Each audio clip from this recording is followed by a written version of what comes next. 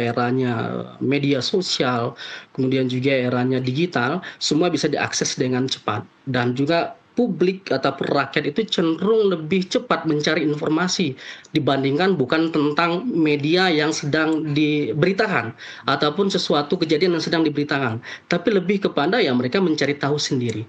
Dan itu terbukti dampaknya itu tidak terlalu signifikan dari propaganda media yang dilakukan. Demo besar-besaran di Amerika, bahkan juga Presiden Prancis gitu ya, melihat ini juga menjadi kewalahan, Ya. dan juga negara-negara lain, termasuk saat ini kita lihat negara-negara Timur Tengah juga sudah mulai kewalahan, Qatar, Kuwait dan seterusnya. Mereka butuh sesuatu yang kita harus segera mediasi seperti yang disampaikan oleh Mas Hussein tadi. Hmm. Jadi ini belum berhasil dilakukan karena era yang sudah berbeda dibandingkan dengan zaman dulu begitu. Ya, ya, ya. Ada laporan tentang aksi warga Iran yang justru menolak serangan Amerika Serikat Israel meskipun mereka merasa punya ketidakpuasan terhadap ekonomi yang terjadi di dalam negeri. Mengapa suara-suara rakyat sipil itu kemudian jarang muncul dalam narasi media arus utama di barat utamanya, Pak Ulza? Narasi-narasi yang dikembangkan itu tentu kan dilihat dari sejauh mana orang melihat atau tren yang sudah muncul saat ini.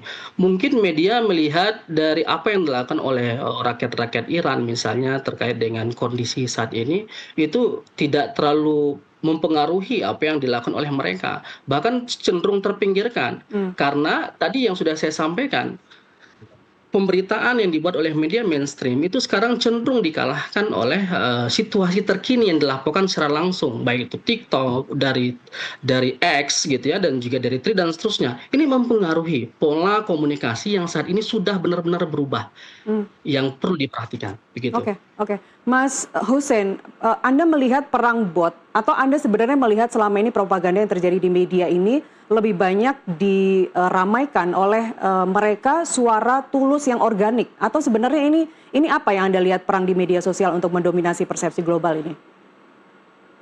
Ya, pertama kita semua meyakinilah bahwa media sosial hari ini bukan lagi media untuk bersosial. Media sosial ini sekarang menjadi alat intelijen. Bahkan beberapa waktu yang lalu juga Perdana Menteri Israel Netanyahu dengan gamblang menyampaikan di depan khalayak ramai itu bahwa perang kami dengan teroris, ya tanda kutip ya, mereka menyebutnya teroris, ya ini terjadi di beberapa battlefield, di beberapa medan. Dan hari ini medan terpenting itu adalah media sosial. Makanya mereka sangat aktif sekali ya berusaha untuk melakukan propaganda. Dan kita juga menjadi saksi lah, bukan saksi. Saya pribadi menjadi korban bagaimana akun medsos saya berkali-kali di take down ketika kita bersuara untuk Palestina, ketika kita menyampaikan fakta dan data dari lapangan. Itu kan salah satu bentuk yang sangat nyata adanya pemberedelan, adanya propaganda di dunia media sosial, karena dan juga fakta TikTok yang juga sudah diakuisisi oleh Israel, oleh perusahaan Israel, ini semua tidak bisa lagi kita baca sebagai sesuatu hal yang kebetulan, tapi ini semua adalah desain atau titik-titik yang menunjukkan variabel pada satu kesimpulan, yaitu memang mereka sedang menggunakan media sosial sebagai alat propaganda dan alat perang mereka dalam merusak tatanan dunia hari ini. Anda memang sering ya menyuarakan suara konflik sebagai bentuk imperialisme Barat begitu. Anda melihat upaya media arus utama dalam membingkai serangan ke Iran itu sebagai serangan-serangan yang mengarah kepada demokrasi atau sebenarnya untuk sekadar untuk memenangkan opini publik saja? Kalau sih bicara media mainstream, jadi perlu kita disclaimer dulu ya. Ketika saya mengatakan bahwa Israel itu menggunakan medsos sebagai alat propaganda mereka, mereka juga lebih dahulu menggunakan media arus utama untuk menjadi alat propaganda. Bahkan kalau kita melihat sejarah yang mendirikan ideologi Zionisme itu seorang jurnalis yang bernama Theodor Herzl. Jadi dia paham banget bagaimana mengolah dan mengelola sebuah media, baik itu mainstream maupun anti mainstream. Nah, adapun yang sekarang terjadi, misalnya dalam peristiwa terkini ya, Iran melawan Amerika, hal tersebut sudah tidak lagi bisa kita katakan efektif. Ya, karena ternyata pergerakan medsos ini di luar kendali mereka.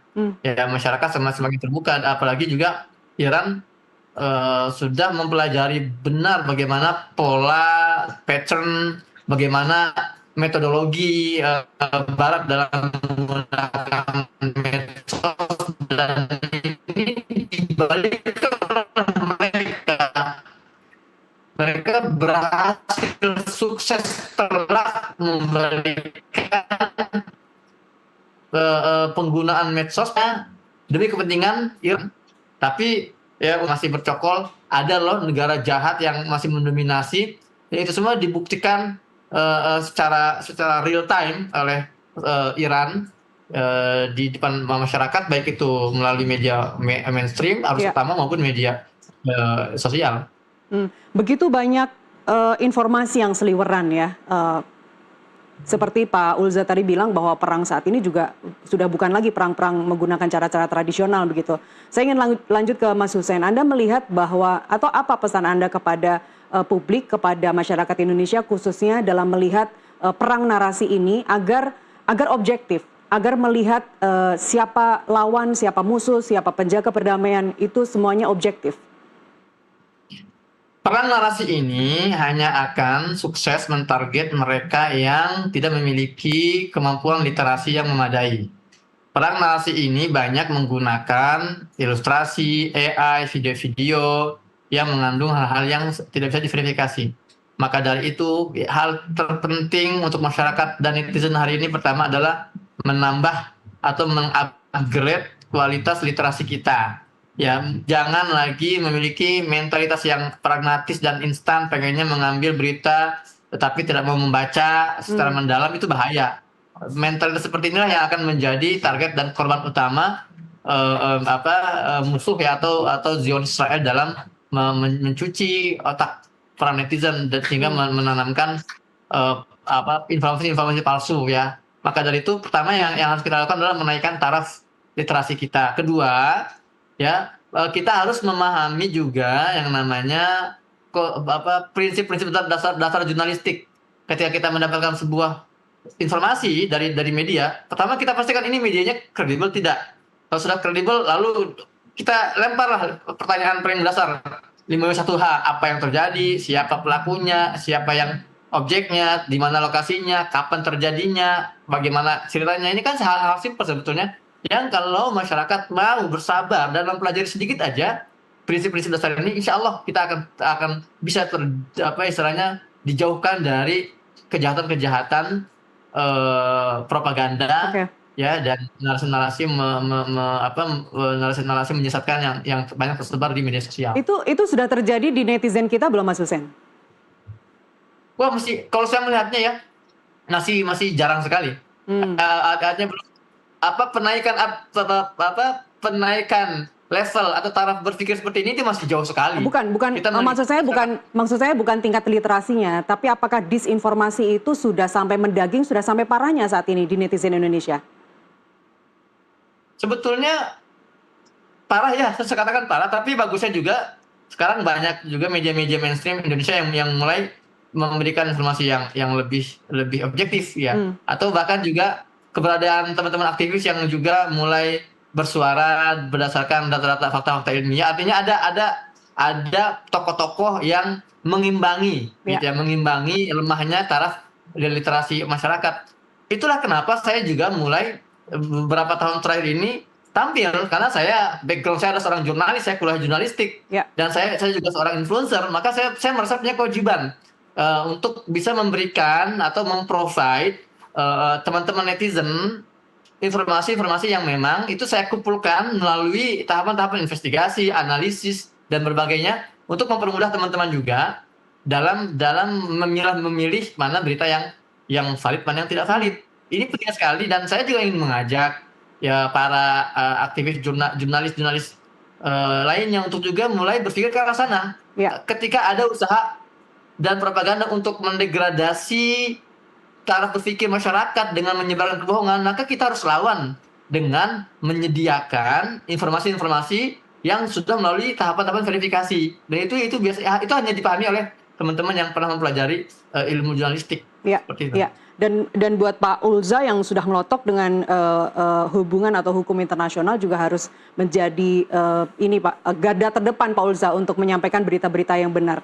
Ada yang ingin Anda tambahkan terkait dengan apa yang harus dilakukan netizen Indonesia misalnya agar tidak terjebak disinformasi? Saya tambahkan satu saja, ketika mendapatkan informasi, yang paling penting adalah jangan langsung emosional dan bereaksi dengan informasi itu. Tahan diri dulu, dan verifikasi yang disampaikan oleh Mas Hussein tadi. Jadi tahan diri dulu, jangan langsung bereaksi. Begitu saja. Oke, dinikmatin sendiri saja kalau emosi ya, jangan langsung di-share Betul. kemana-mana. Tahan dulu, begitu. Oke, Betul, oke. Mas Tarik. Kita lanjutkan di segmen berikutnya, Mas Hussein dan Pak Ulza. Oke, saya lanjutkan deh. Sekarang saya ingin kembali lagi ke perang slogan yang saat ini masih didengungkan untuk kedua kubu. Saya ke Pak Ulza. Untuk membenarkan kekerasan ataupun melegitimasi kekuatan dua-duanya saling serang perang slogan, maka satu-satunya pihak yang benar-benar dirugikan sebenarnya dalam hal ini adalah warga sipil. Anda setuju? Iya, pasti. Pasti yang menjadi korban adalah warga sipil itu sendiri. Karena dari setiap narasi, dari setiap perang, dari setiap situasi yang dibuat oleh para elit itu selalu akan ada korban. Dan selalu akan ada yang diuntungkan. Begitu. Nah, korban di sini bisa saja masyarakat. Misalnya, sederhana saja. Perang Iran yang Israel, Amerika ini sudah hampir 1 bulan lebih. Dampaknya bukan hanya masyarakat saja, semua negara terdampak. Indonesia, ASEAN, dan seterusnya semua terdampak. Itu jelas memberikan dampak yang luar biasa. Yang kedua, yang paling penting adalah bagaimana kalau kita berbicara tentang narasi, situasi politik dan juga perang, itu selalu kita bicara ada motif di balik itu.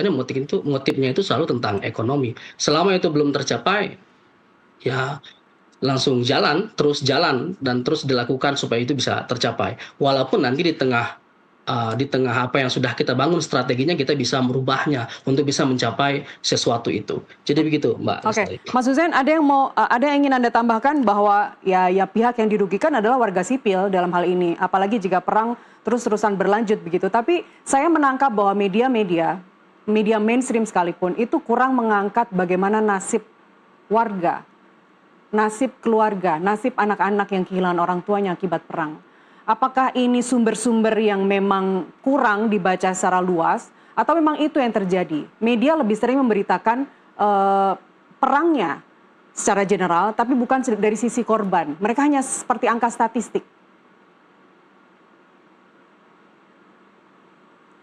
Kalau bicara media, kan ada satu prinsip yang ya kita semua paham lah dalam dunia media, dunia jurnalistik, bad news is good news, gitu kan. Dan memang itu juga yang selama ini menjadi daya tarik ya media ketika memberitakan sebuah peristiwa, dan itu juga yang digemari juga oleh netizen. Memang hal-hal seperti ini, hal yang sifatnya konflik, itu hal manusiawi yang tidak bisa kita kesampingkan ya. Namun memang itu adapun nasib masyarakat, nasib warga sipil, kemudian juga story, kisah-kisah humanis yang harus diangkat, ini menjadi PR sebetulnya buat kita. PR agar media-media ini mulai juga memberikan porsi yang lebih proporsional, ya, porsi yang lebih adil, lebih fair untuk diangkat. Tidak hanya masalah ketegangan antara dua kubu, tapi juga kita ingin melihat bagaimana nasib ya masyarakat yang menjadi korban dalam hal ini kan, karena itu juga menjadi point of view yang sangat penting untuk kita pelajari. Jadi kalau saya sering berusaha mengedukasi teman-teman melihat perang ini, kita jangan hanya menjadi penikmat, tapi juga kita mengambil banyak ibrah, banyak pelajaran, ya banyak hikmah, ya untuk bisa kita kita jadikan acuan utama. Kalau saya boleh mengutip misalnya quote-nya Socrates yang juga dikutip oleh Eleanor Roosevelt, istrinya Benjamin Roosevelt, ketika mengatakan bahwa strong mind talk about ideas, average mind talk about event, weak mind talk about people. Bagaimana orang-orang yang otaknya itu lemah senang membahas personalnya, sementara kebanyakan otak itu membahas tentang peristiwa, dan otak-otak yang bijak itu membahas tentang peristiwa, membahas tentang ide-ide yang terjadi. Dan itu juga yang menurut saya perlu lebih banyak diangkat dalam mengcoverage isu eskalasi Iran dan Israel. Ya, ya, karena perang ini yang terpenting adalah bagaimana sisi kemanusiaannya juga diangkat, tidak hanya perang antar rudal saja yang saling berbalas. Mas Hussein, Pak Ulza, kita lanjutkan di segmen berikutnya, pemirsa tetaplah bersama kami.